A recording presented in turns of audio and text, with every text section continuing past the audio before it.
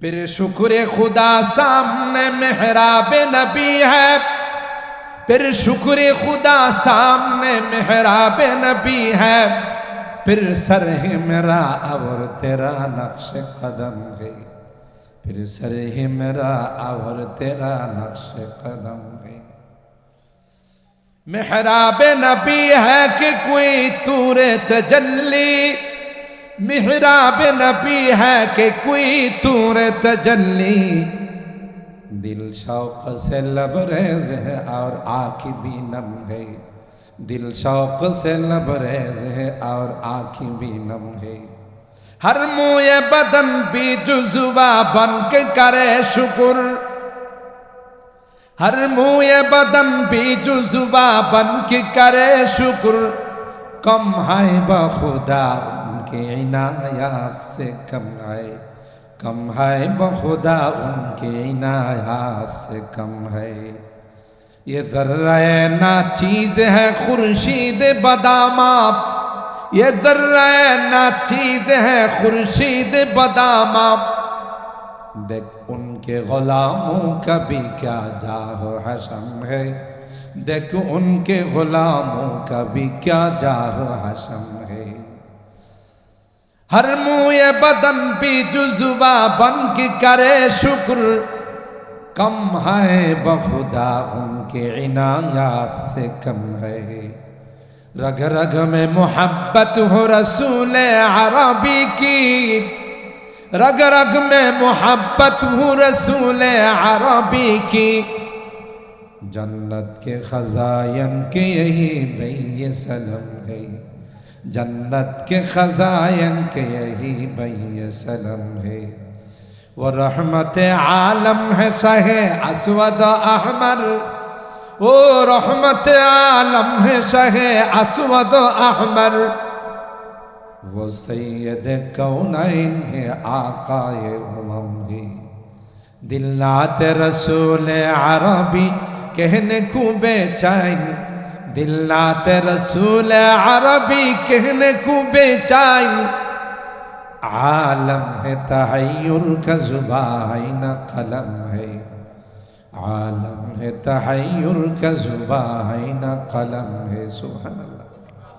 अल्लामा मुफ्ती शबीर रहमतुल्लाह अलैह তিনি তার এই নাতে রসুলে বলে, মিয়া গুম্মদে খাজরা, সবুজ গম্বুদের পাশে গেলে আমি তো মনে হয় গম্বুদের পাশে নয়, রওজায়ে জান্নাতের মধ্যে কদম রাখলাম। সুবহানাল্লাহ। জান্নাতের বাগান। হযরত রশিদ আহমদ গঙ্গুহি বলেন, আমার পয়গম্বরের রওজায়ে পাকের গম্বুদের কালার সবুজ, এই কালার ওয়ালা জুতা কোনদিন রশিদের পায়ে যাইতে পারে না। এটা রশিদের উচিত হবে রে, এটাকে মাথায় নিয়ে তিনি ঘোরাফেরা করবে। সুবহানাল্লাহ। আর হায়রাত,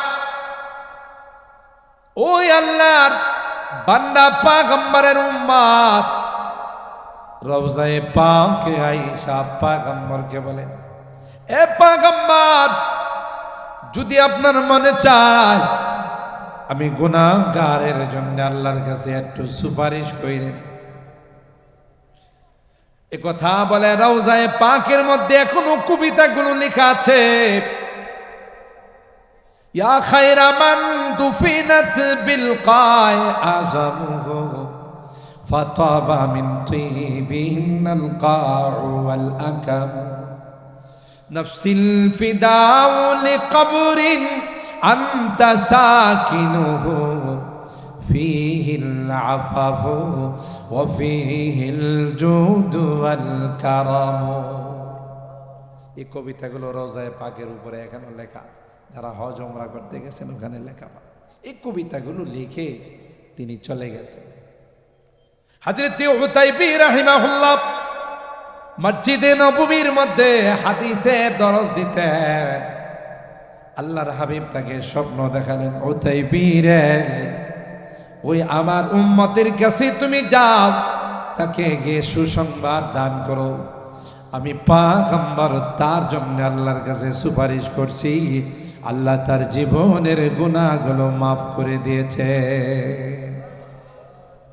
এই জন্য আমি যারা হজ উমরা করতে যায় তাদেরকে এই নসিহতটা করে দিই যে ওখানে গেলে খালি হাতে আইসেন না, কারণ নবীকে ওসিলা বানায়া আল্লাহর কাছে গুনার জন্য মাপ চায়েন, নিষ্পাপ হয়ে ওখান থেকে ফেরত আসবেন।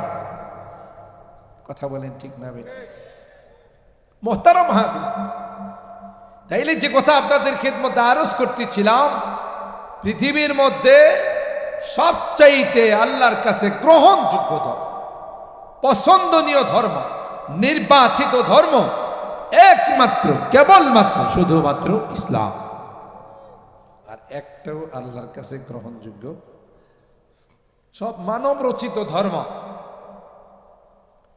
এই জন্য আল্লাহ বলেন আমার কাছে সবচাইতে দামি হলো যারা ঈমানদার। বেঈমানের কোনো মূল্য আমার কাছে নেই।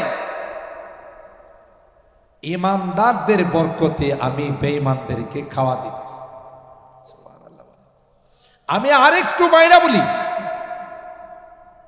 গোটা বিশ্ব আজকে টিকে আছে আযাব গজবের হাত থেকে।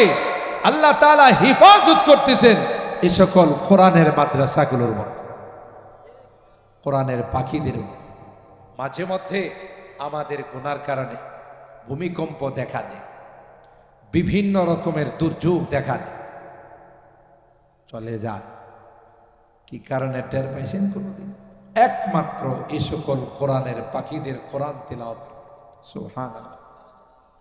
এই মাদ্রাসাগুলো জাতির জন্য রক্ষা কবচ। জাতি যতদিন এই মাদ্রাসাগুলোর সঙ্গে সম্পর্ক রাখবে, মহব্বত রাখবে, এই মাদ্রাসাগুলো কি ভালোবাসবে, ততদিন আসমান আর জমিন ঠিক থাকবে। যেদিন এই মাদ্রাসাগুলো থাকবে না, কোরআনের চর্চা থাকবে না, সেদিন আসমান আর জমিনও থাকবে না। কথা বলেন ঠিক কেন? আল্লাহ এর জন্যই গোটা জাতিকে পালতেছে, গোটা জাতিকে আল্লাহ হেফাজত। আল্লাহ বলেন ইয়ারফাইল্লাহুল্লাযীনা আমানু মিনকুম ওয়াল্লাযীনা উতুল ইলমা দারাজাত। কই বিশেষ করে যারা ইলমে ওয়াহী অর্জন করে, যারা ইলমে ওয়াহীর চর্চায় লিপ্ত থাকে, আসমানি কিতাবের চর্চা করে, এটাকে বলা হয় তাখসিস বাদা তামিম। এমনি তো এরা মুসলমান, এমনি তো এরা ঈমানদার, আবার তাদের ভিতরে কোরআনের ইলম আছে, ইলমে ওয়াহী আছে। আল্লাহ ডাক দেয়া গায়, আল্লাহ তাআলা বলেন সবচাইতে বেশি মর্যাদাওয়ালা তাদেরকে বানাইলাম। পৃথিবীর কোন নামি দামি ভার্সিটির কারণে জন্য ফেরেশতারা পর বিছায় না, নূরের ফেরেশতারা কাউকে অভ্যর্থনা জানায় না। কিন্তু মাদ্রাসার তালেব ইলম যারা, কোরআন যারা হাদিস, কোরআন হাদিস যারা অর্জন করে, কোরআনে শিক্ষা যারা অর্জন করে, তাদের সম্মানার্থে নূরের ফেরেশতারা তাদের পায়ের নিচে পর বিছাইবে। আল্লাহ পাক তার হাবিবকে বলেন, পয়গম্বর গোটা বিশ্বের মানুষকে আপনি জানিয়ে দিন, নামি দামি ভার্সিটিতে যারা পড়ে তারা আমার কাছে শ্রেষ্ঠ না, যারা কোরআন পড়ে ইলমে ওয়াহীর চর্চা করে। আল্লাহ কয় পয়গম্বর আপনার জুবানে মুবারক দিয়ে আপনি জানিয়ে দিন, খায়রুকুম মান তাআল্লামাল কুরআনা ওয়া আল্লামা। যারা কোরআন পড়ে এবং পড়ায় এরাই হলো পৃথিবীর সবচেয়ে শ্রেষ্ঠ সন্তান। গোটা বিশ্বের প্রাণীরা তাদের জন্য আল্লাহর কাছে দোয়া করে আর বলে, আল্লাহ তাদের জীবনের সকল গুনাহগুলোকে মাফ করে দাও। সুতরাং এই কোরআন আছে, কোরআনের শিক্ষা আছে, নায়েবে রাসূলরা আছে, ওয়ারাসাতুল আম্বিয়ারা আছে, এই গোটা বিশ্ব আছে, আমরা আছি। এরা যখন থাকবে না, কিছুই থাকবে না, সব ধ্বংস হয়ে যাবে। কথা বলেন ঠিক কেন? এটা আমাদের জন্য, এলাকার জন্য এই সকল মাদ্রাসাগুলো অনেক বড় রহমত। আর স্বয়ং আল্লাহ, আমি আপনি যদি সহযোগিতা করি তাহলে আমি ভাগ্যবান, আমি লাভবান। আর সহযোগিতা না করলেও কোরআন থাকবে, ইসলাম থাকবে, কোরআন এবং সুন্নাহর চর্চা থাকবে। করলে আমি আর আপনি ভাগ্যবান, আমরা নিজেরা লাভবান। কারণ আল্লাহ কোরআনে কারীমে স্পষ্টভাবে জানিয়ে দিয়েছেন, ইন্না নাহনু নাযালনা যিকরা ওয়া ইন্না লাহু লাহাফিজ। কোরআনে কারীম আমি নাজিল করেছি, এই কোরআনের সংরক্ষণের দায়িত্ব আমি আল্লাহ নেব। সুবহানাল্লাহ। ছোট ছোট হাফেজে কোরআন যাদের সিনার মধ্যে আল্লাহ 30 পারা কোরআনকে সংরক্ষণ করে দিয়েছেন। আল্লাহু আকবার। ছোটকালে স্কুলের একটা কবিতা মুখস্থ করতে আমাদের 1 সপ্তাহ সময় লাগে। হিফজখানার মধ্যে এমনও ছোট ছোট বাচ্চা আছে যারা প্রতিদিন আধা পারা করে সবক শোনে। আস্তে সুবহানাল্লাহ। কত করে? আধা পারা। সহজ করে দিয়েছেন কে? ওয়ালাকাদ ইয়াসসারনাল কুরআনা লিযিকর ফাহাল মিন মুদ্দাকির। আল্লাহ বলেন কোরআনকে আমি সহজ করে দিই। যেহেতু কোরআন সংরক্ষণের দায়িত্ব আমি আল্লাহ নিচ্ছি, চাই সিনার মধ্যে এত সূক্ষ্মভাবে আমি আল্লাহ সংরক্ষণ করে দিয়েছি, যে কোনো অত্যাধুনিক মেশিন দিয়ে যদি তালাশ করা হয় একটা অক্ষরও খুঁজে পাওয়া, বলেন পাওয়া যাবে? কে সংরক্ষণ করছেন?